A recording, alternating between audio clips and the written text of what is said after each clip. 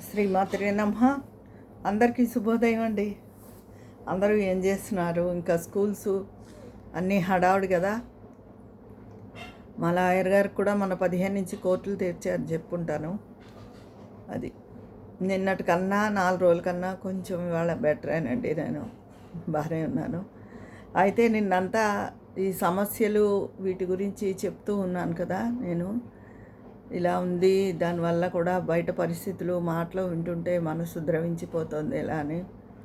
కానీ ఒకప్పుడు ఎన్నో ఏళ్ల క్రితమే జలంధ్ర చంద్రమోహన్ గారు చెప్పారండి, మనం పేపర్లు కానీ వార్తలు కానీ మన మనసుని కలిసి వేసే వార్తలన్నీ మనం పోగు చేసుకోకూడదు మనసులో అని. ఎందుకంటే ఎవరింట్లో వాళ్ళకే ఏవో సమస్యలు ఉంటాయి, లేకపోతే ఏదో ఉంటాయి.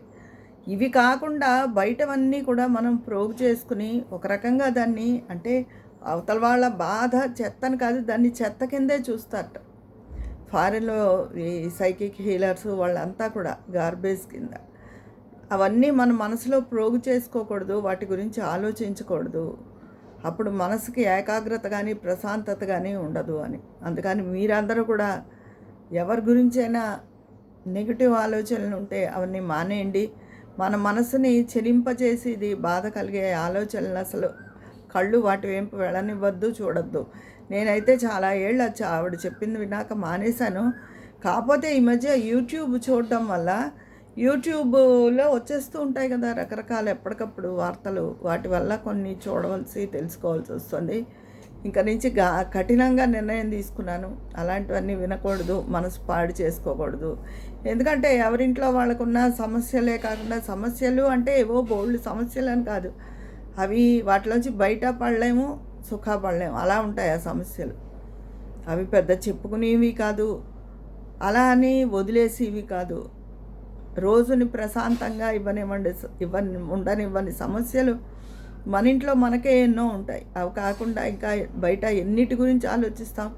పైగా ఇదివరకు ఇంకా ఆవిడ చెప్పిన రోజుల్లోనే అరాకొరా కొంచెం ఉండేవి 15-20 ఏళ్ళ క్రితం, 15 ఏళ్ళ క్రితం. ఇప్పుడు తెల్లారులేస్తే రోజుకు కోకొల్లాలు, అలాంటివి ఎన్ని మనసులో పెట్టుకుని బాధపడతాం.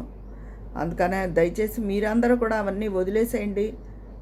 అలాంటి మనసుని, వార్తల్ని మనసుకు ఎక్కించుకుని బాధపడద్దు ఎవరు. చాలామంది విని వదిలేస్తారు. చాలామంది, కొంతమంది నేరాలు ఘోరాలు వార్తల్లో దారుణమైన వార్తలు వస్తూ అవి చూస్తూ అన్నం తినేవాళ్ళని కూడా చూశాను నేను. కానీ అన్నాన్ని ఎప్పుడు ప్రశాంతంగా హాయైన వాతావరణం తినాలండి. చాలామందికి ఇప్పుడు సినిమాలు చూస్తూ టీవీ చూస్తూ తినడం అలవాటు అయిపోయింది. నేను కాదన్ను, అది మా ఇంట్లోనే కూడా ఉంటుంది ఆ వాతావరణం. ఇంకా అది జీవితంలో ఒక భాగంలా అయిపోయింది. కానీ బాధాకరమైన వార్తలు అవి చూస్తూ మాత్రం ఎవరు తినకండి. అది ఏదైనా సంతోషం కలిగించేదో, నవ్వు వచ్చేదో అలాంటివి చూస్తూ తినండి. మా చిన్నబ్బాయి ఉంటే, వాడు చిన్నప్పటి నుంచి టిఫిన్ కానీ ఏదైనా వాడు తినాలంటే, ఇంట్లో ఉండాలని ఉంటే అమృతం చూస్తూ తింటాడు వాడికి అప్పుడు హాయిగా ఉంటుందట. ఒక రకంగా నిజమే అనిపిస్తుంది. ఎందుకంటే అమృతం సీరియల్ అంతా నవ్వుగా ఉంటుంది కదా, అందుకని వాడు అవి చూస్తూ ఎంజాయ్ చేస్తూ భోజనం కానీ టిఫిన్ కానీ తింటాడు. చిన్నప్పటి నుంచి వాడికి వచ్చినప్పటి నుంచి అలవాటు. వాడికి 6-7 ఏళ్ళు ఉన్నప్పటి నుంచి అమృతం సీరియల్ వచ్చేది. తర్వాత అది చూస్తూ తినేవాడు. తర్వాత ఏమైనా కార్టూన్స్ చూస్తూ తినేవాడు. ఇప్పుడు పెద్ద అమృతాన్ని వచ్చేస్తాయి కదా టీవీలో అవి వరుసగా, అవి చూస్తూ తింటూ ఉంటాడు వాడు. ఇప్పటికీ కూడా అమృతమే వాడికి. అలాగా ఏమైనా నవ్వుగా ఉన్నవి చూడండి. అసలు అన్నం అనేది ఏమీ తినకుండా, ఏమీ చూడకుండా ప్రశాంతంగా తినాలని అంటారు. లేదా నలుగురితో కబుర్లు, మన వాళ్ళతో కలిసి తింటూ సరదాగా కబుర్లు చెప్పుకుంటూ తినాలి అని ఒకప్పుడు ఆ పూర్వం ఆ వాతావరణం ఉండేది. పగలు కుదరపోయినా రాత్రిళ్ళు అందరూ కలిసి రౌండ్గా కూర్చుని తినేవారు. అయితే ఇప్పుడు ఎవరి టైమింగ్స్ వాళ్ళవి, ఎవరి ఆకలి వాళ్ళది. తిందామా అన్న ఆకలి లేదంటారు. అది అందుకని తినే ఆహారాన్ని ప్రశాంతంగా తీసుకోండి.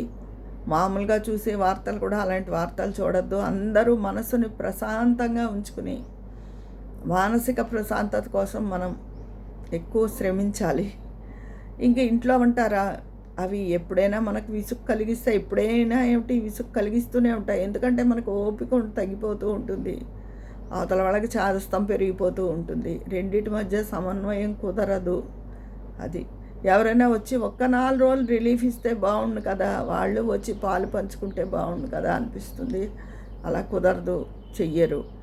మొన్న మన వాళ్ళే సబ్స్క్రైబర్స్ ఒకళ్ళు అన్నారు, 2 కూతుళ్ళు ఉన్నప్పుడు ఒక కూతురుదే బాధ్యత, ఒక కూతురు దగ్గరే బాగుందని ఉండిపోతారా, అవతల ఆస్తులు పంచుకున్నప్పుడు ఇంకో కూతురుకు కూడా బాధ్యత లేదా, చూడక్కర్లేదా, దీని మీద వీడియో చేయండి అని. నేనైతే ఆవిడతో, ఎవరు మనుషులు మారండి, వీడియో చేయడం కూడా అనవసరం, చేస్తే వాళ్ళు ఈ వీడియో చూస్తారా ఏమన్నా అన్నాను. కానీ బాధ్యతలు పంచుకోరండి, చూసే వాళ్ళ మీదే వదిలేస్తారు.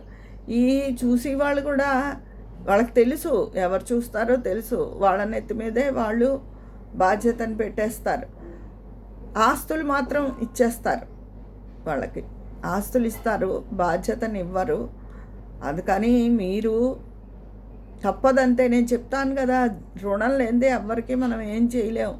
అలా మన మనసుని మనం దృఢం చేసుకుని రుణానుబంధం అని, రుణానుబంధ రూపేణ పశుపత్ని సుతాలయ, ఊరికే రావు కదా ఇవన్నీ, రుణం అనుకుని చేయడం అంతే తప్ప అవతల వాళ్ళు ఎందుకు చూడరు అంటే మీలో ఇంకాస్త కోపం, ఉక్రోషం, ఆవేశం పెరిగి బీపీలు పెరిగి ఆరోగ్యం తగులడ్డం తప్ప ఏమీ ప్రయోజనం ఉండదు.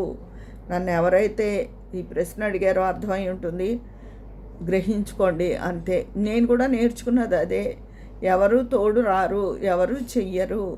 మనం పూచి వహించుకునేటప్పుడే ఆలోచించుకుని వహించాలి. అయ్యో తల్లిదండ్రులు మనవి చిన్నప్పుడు చూడలేదా, వాళ్ళకి అవసరమైనప్పుడు మనం చూడొద్దా అనే జాలే గుణమే నన్ను చాలా ఇబ్బందుల పాలకు గురి చేసింది.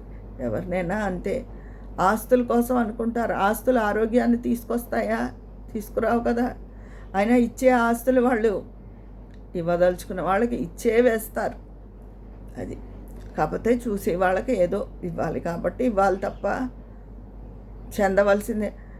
ఆస్తులు తీసుకున్నందుకు అనిపించదు, ఏది కాదు. అయ్యో ఒక మనిషి ఇంత కష్టపడుతోంది, మనము వెళ్ళి కొంచెం షేర్ చేసుకోవాలి.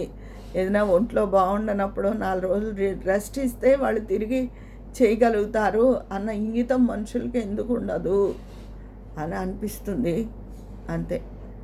ఇంకా పెద్ద అయ్యాక ఇంకా వాళ్ళకి ఆలోచన శక్తి, వివేక శక్తి ఉండదండి ముసలాళ్ళకి. ఏదో రోజు గడుస్తోంది కదా బాగానే అని వెళ్ళిపోతారు.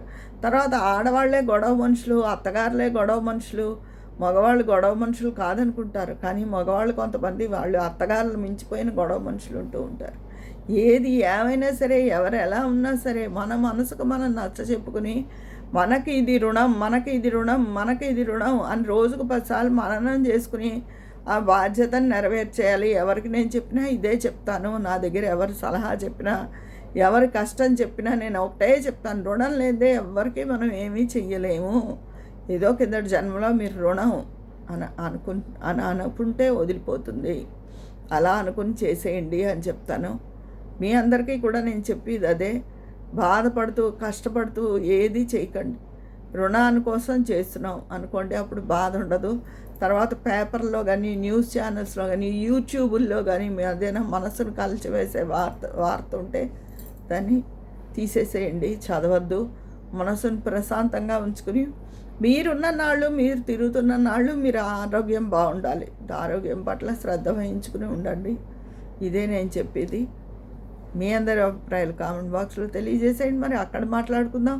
నిన్నటి విషయానికి చాలామంది బాధపడ్డారు, చాలామంది సమస్య కూడా చెప్పుకున్నారు, చాలామంది పైకి చెప్పలేరు. ఎవరైనా షేర్ చేసుకుంటే అయ్యో మన బాధ షేర్ చేసుకుందామని బాధ కళ్ళనీళ్ళు వచ్చేస్తాయి. అది అంతకు మించి చెప్పేది ఏం లేదు. కానీ ఆడవాళ్ళు, మన జనరేషన్ ఆడవాళ్ళు చాలామంది సఫర్ అవుతున్న వాళ్ళు ఉన్నారు.